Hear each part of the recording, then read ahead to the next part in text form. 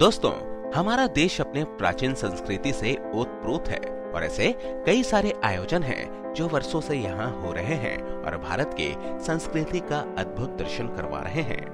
इन आयोजनों में सबसे प्रमुख होते हैं मेले, जो कि पौराणिक सभ्यता को भी बताते हैं। वैसे तो कुंभ को सबसे बड़ा मेला कहा जाता है, लेकिन एक ऐसा मेला है जिसके बारे में कहते हैं कि यहाँ सुई से लेकर हाथी तक मिल जाता है।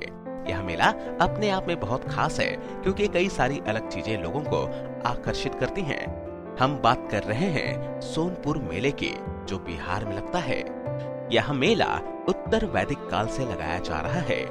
बिहार की राजधानी पटना से लगभग 25 किलोमीटर दूर, वैशाली जिले के मुख्यालय हाजीपुर से 3 किलोमीटर दूर सोनपुर में गंडक के तट पर लगने वाला यह मेला बहुत मशहूर है। इसे मुख्य रूप से पशु मेला कहा जाता था, लेकिन यह अलग अलग चीजों के लिए मशहूर हो गया। कार्तिक पूर्णिमा यानी कि नवंबर दिसंबर में लगने वाले इस मेले को छत्तर मेला या फिर हरिहर क्षेत्र मेला कहा जाता है। इसे एशिया का सबसे बड़ा पशु मेला कहा जाता है, जहां आपको सभी तरह के पशु मिल जाते हैं, मुख्य रूप से हाथी, जिनके लिए यह मेला जाना जाता है। वैसे हाथियों की खरीद फरोख्त में सरकार ने रोक लगा दी है, लेकिन यहाँ आज भी बिना किसी रोक टोक के यह बिकते हैं और खासकर जंगली हाथी यहाँ मिलते हैं। इस मेले की शुरुआत कब और कैसे हुई, आइए जानते हैं। जैसे हर एक तीर्थ स्थान और मेले की पौराणिक कथा होती है, वैसे ही यहाँ की भी एक कथा है कि ये मेला कैसे शुरू हुआ था। कहा जाता है कि भगवान विष्णु के दो अनन्य भक्त जय और विजय शापित होकर धरती में पैदा हुए। उनमें से एक ग्राह यानी कि मगरमच्छ बना और दूसरा गज यानी कि हाथी बना। एक दिन गज जब नदी में पानी पीने गया तो ग्राह ने उसे पकड़ लिया, पर काफी मेहनत करने के बाद भी गज उससे छूट नहीं सका। दोनों की लड़ाई कई वर्षों तक चली और इसके बाद गज ने भगवान विष्णु का आह्वान किया तो भगवान विष्णु ने सुदर्शन चक्र छोड़ा और ग्राह की मौत हो गई और गज मुक्त हुआ।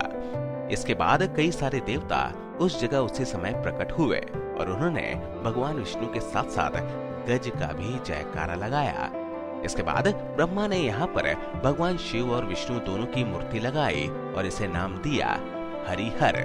पूरे भारत में इकलौती ऐसी जगह है जहाँ भगवान शिव और विष्णु की मूर्ति एक साथ रखी गई है। गज की इस जीत को याद करने के लिए हर साल यहाँ उत्सव होने लगा और आज ये मेले का स्वरूप ले चुका है। कहा जाता है कि भगवान राम भी यहाँ आए थे और उन्होंने हरिहर की पूजा की थी।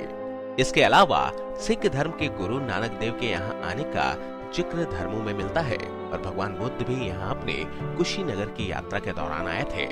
कहा जाता है कि चंद्रगुप्त मौर्य भी इसी मेले से हाथी खरीदा करते थे और इसके अलावा वीर कुंवर सिंह ने 1857 की लड़ाई में यहीं से ही अपने लिए हाथी घोड़े खरीदे थे।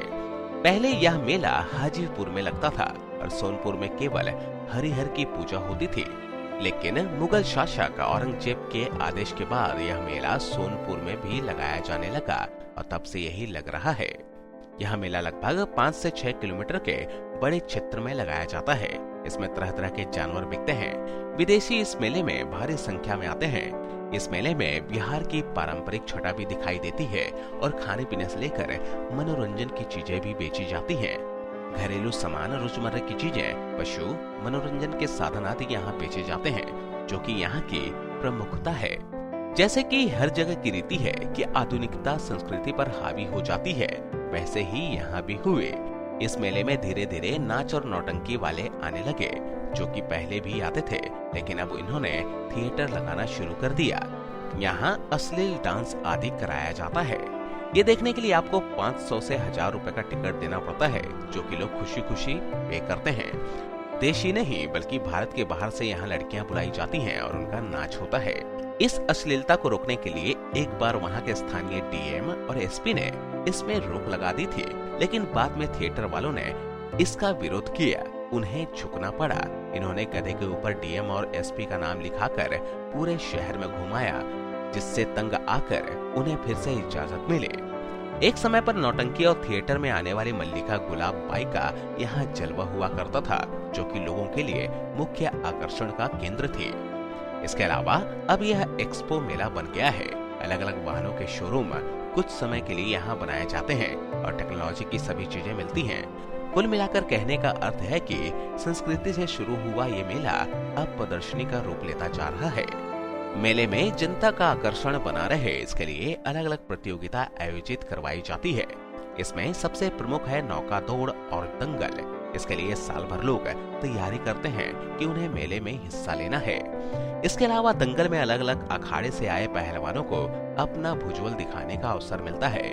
पहलवान यहाँ आते हैं और वो लड़ते हैं। इसके बाद उन्हें जीतने पर इनाम दिया जाता है।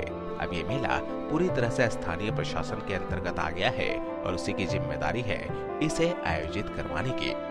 इसके अलावा दर्शकों के लिए यहाँ गीत संगीत का आयोजन भी करवाया जाता है। क्षेत्रीय भाषा के संगीत अधिक महत्व रखते हैं और लोग उन्हें ही सुनना चाहते हैं। मेले में विदेशी पर्यटक भी आते हैं जो कि यहाँ आकर्षण का केंद्र होते हैं। जर्मनी, अमेरिका, फ्रांस, रसिया जैसे बड़े बड़े देशों से पर्यटक यहाँ आते हैं और यहाँ का लुत्फ उठाते हैं। पर्यटक एयरपोर्ट से आसानी से मेले तक पहुँच जाएं, इसके लिए उन्हें पटना एयरपोर्ट से लेकर सोनपुर तक प्रीपेड टैक्सी भी उपलब्ध करवाई जाती है। पर्यटक यहाँ की ग्रामीण संस्कृति से बहुत अधिक प्रभावित होते हैं और कई दिन यहाँ गुजार कर जाते हैं। तो ये था दोस्तों सोनपुर मेला, जहाँ सुई से लेकर हाथी सब कुछ अलग अंदाज में बिकता है। तो दोस्तों कैसी लगी ये जानकारी आप हमें जरूर बताएं और अपने दोस्तों और संबंधियों के साथ इस वीडियो को शेयर अवश्य करें। इस वीडियो में बस इतना ही। अगली वीडियो में आपसे फिर मिलूंगा। तब तक के लिए स्वस्थ रहें, खुश रहें। धन्यवाद।